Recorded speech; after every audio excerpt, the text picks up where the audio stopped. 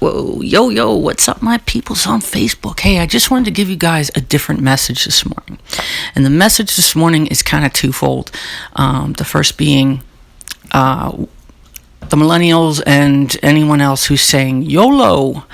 We got it a little wrong there, and I'll explain that in 1 second. And for that, please forgive us, God. But also, I also want to talk about why you shouldn't hate your enemies, why it's so important to love them more than you love yourself. It's a hard thing to do, right? I mean, if you've ever been really angry at somebody or hated them, or they've really done something horrible to you or to a family member in your life, it just burns inside you, it eats you up, and you just have this hate. And when you have hate, you open yourself up for the evil, for the devil, for the darkness. So about the hate, I just want to say there's so much hate here on Facebook, which is why I'm bringing it up. And there is not a single person on Facebook that I hate, that I see on here. Even if we have differences, even if they call me stupid because they have a difference of opinion, even through my life, I have people that maybe from a human capacity, I've thought, I hate that person, for what they did to me, for what they did to a family member, for abuse, for whatever. But ultimately, as I got older, I realized that's just burning me inside out. That's just, seriously, this is not just blah, blah, blah, blah, blah. She's talking again about all this positive stuff and Jesus. And no, listen to what I'm saying. Please, please, please. There are people on YouTube and Facebook being stalked. They have something called swatting now, where people's homes are being raided in the middle of the night with a SWAT team because someone hates them so much on social media that they've called the police and said that person's, I can tell you one person right now, you look up on YouTube, Mommy Ramblings. Her name is Mommy Ramblings. She's in the true crime community. And she was swatted recently because someone called 911 and said that she was being held hostage, so was her children, so was her son, and that her husband was killing them. And the police thought they were going into a slaughter, so they showed up, guns kicking through the door. Now they have guns at home, but thankfully she didn't grab for her gun because she would have been shot. So this is all about hate. I'm not talking about her. I'm just saying that's an example. She's not the only one. Look up swatting, and you'll find a lot of people going through this right now. A lot of hatred, a lot of suicide on Facebook because people make fun of each other. Same with YouTube. So, how do we get rid of the hate? Okay. I want you to think of a fire. Okay. How do you put a fire out? Do you put a fire out by adding more fuel? By taking more fire and just dumping, making the fire bigger? You can't. The fire just will spread further and further, and eventually it will get to you and kill you. That's the same thing as hate. We have to extinguish hate and the fire and anger it breeds with light, not darkness, with light. According to the Bible, and according to what Luke confirmed regarding Jesus, what he said about this is that we are supposed to love our enemies. I want you to listen to something very carefully, and then I will let you all go, all two of you who care about what I'm talking about. I love you so much, by the way. I'm not talking because I like to hear myself talk. I'm talking, actually, I have trays in my mouth, so I sound like a moron, but what I'm telling you is some of the smartest stuff I know and that I've learned. So I'm trying to save you from a world of pain, okay? And starting to live your life right and take that evil and darkness out of you, okay? So in Luke, he is talking about blessings, and then he talks about love for enemies, okay? And then he quotes, But I tell you who hear me, love your enemies, do good to those who hate you, bless those who curse you. Boy, does that seem like the opposite of what we would want to do. Bless those who curse you. Pray for those who mistreat you.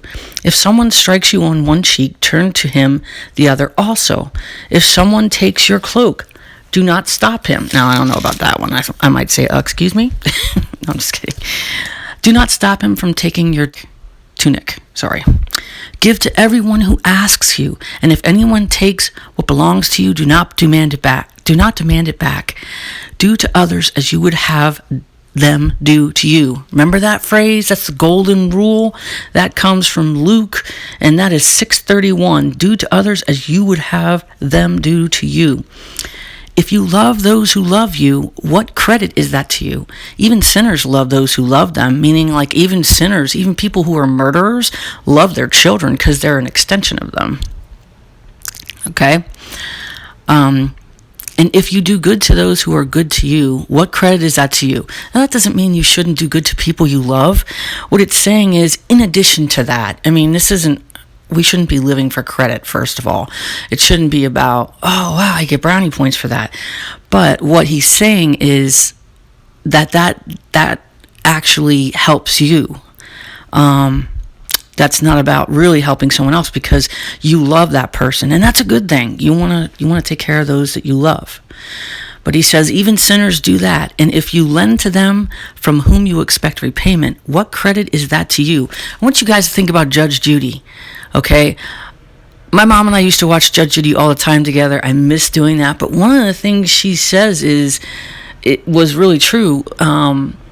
And I can't really remember specifically what she said, but she was talking about if you don't have the money to outright give somebody money, then don't lend it to them. Don't expect it back. Any money you have, don't expect it back. And that's basically what they're saying. Great, the trash man's here.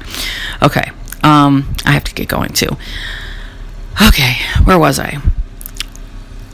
Even sinners lend to sinners, expecting to be repaid in full. But love your enemies, do good to them, and lend them without expecting to get anything back. Then your reward will be great, and you will be sons of the Most High, because He is kind to the He is kind to the ungrateful and wicked. Be merciful, just as your Father is merciful. If Jesus can forgive me for all my wickedness and all my swearing and cussing and judgments, and let's face it, we all do it. It's human nature. Why do we think we're above the Almighty? Be merciful. Okay. And one last thing there. Judging others. This goes to all, even those Christians, maybe especially those Christians out there that are, very judgy. I don't like that. Do not judge, and you will not be judged. Do not condemn, and you will not be condemned. Forgive, and you will be forgiven. Give, and it will be given to you. A good measure pressed down, shaken together, and run over will be poured into your lap. For with the measure you use, it will be measured to you. Remember that. He also told them this parable. Can a blind man lead a blind man? Will they not both fall into a pit? A student is not above his teacher, but everyone who is fully trained will be like his teacher. Why do you look at the speck of sawdust in your brother's eye and pay no attention to the plank in your own? How can you say to your brother, "Brother, let me take the speck out of your eye," when you yourself fail to see the plank in your own eye? You hypocrite! First take the plank out of your eye, and then you will see clearly to remove the speck from your brother's eye. In Jesus Christ's mighty name I pray, amen. I'm sending this to my private group today that I do, and also to my beautiful people here on Facebook. One or two of you might listen to it, but I'm trying to really do what Jesus would want me to do, and this came upon my heart this morning. We have to love people whether or not they love us or not. My feelings can be hurt. It's okay to have hurt feelings, but it's not okay to let it ruminate into anger, because anger then just breeds darkness, and darkness just spreads much like a fire if you keep pouring fuel on it. So, right, Indiana? Dogs know how to do it. Dogs don't hate anybody. Have you ever noticed that? That's why they're the reverse of the word God, because they're like God's beautiful creatures, that beautiful blessings to us. They love unconditionally. They don't have any enemies. They play. They have their instincts, but they play and they just love each other. And For people that say, oh, what about pit bulls? They're hard. No. Pit bulls are trained to be that way by humans, okay? Yes, they can hurt you. A gun can hurt you too, but you have to pick it up first, and you have to load it first, and you have to shoot it first. Same with a dog. A pit bull, when I'm talking about a pit bull can be used as a weapon, and it is used as a weapon in a lot of drug situations. But that dog didn't pop out going, who can I kill? It has to be put out in a chain and not fed and beaten and treated horribly in order to be vicious. You need to love that dog. You need to fill that dog with love, man. I'm just going off on a ramble of not hating and loving and being more like dogs and more like Jesus with our mercy, with our humbleness. Humbleness is so important. I love you guys. I love every single person on here. Even if you hate me, I love you. Some people that I've unfriended, it still doesn't mean I hate them. It just means I don't want to see their hate. That's all. I don't wish them any harm. The second and last thing, very quick, YOLO. That's the phrase that the millennials and all the rappers and stuff are speaking. YOLO, you only live once. Not really true. I heard a quote the other day that made complete sense. It's not that you only live once, it's that you only die once, unless you're Hindu. If you're Hindu, well, then that's probably a different story. As far as living goes, you live over and over and over again. The person I am today is not the same life that I lived 20 years ago. We have so many opportunities to relive, to start over, not relive, but start over with life. All these opportunities were given, but we only die once. And that moment, man, if you don't get what I'm saying and try to love your neighbors, love people that you would think, oh, I don't like that person, we have nothing in common. Do you know how many Muslim friends I have? A lot. Maybe even a lot more than I have Christian friends. I don't know. But we love each other and we have respect for each other. And, we don't have the same faith system, but I'm just not built for that hate. I don't know what to say. We're doing it wrong, and I'm sorry, God, that we're doing it wrong. We're doing it wrong. I pray that this helps somebody who is filled with hatred right now, bitterness. Rid yourself of it, man, because it's toxic and it's only poisoning you. It's not poisoning the other person. You need to live your life in such a way that when you die, you are going to go to heaven, and God is going to embrace you and say, I'm so proud of you. Well done, my faithful servant. Well done.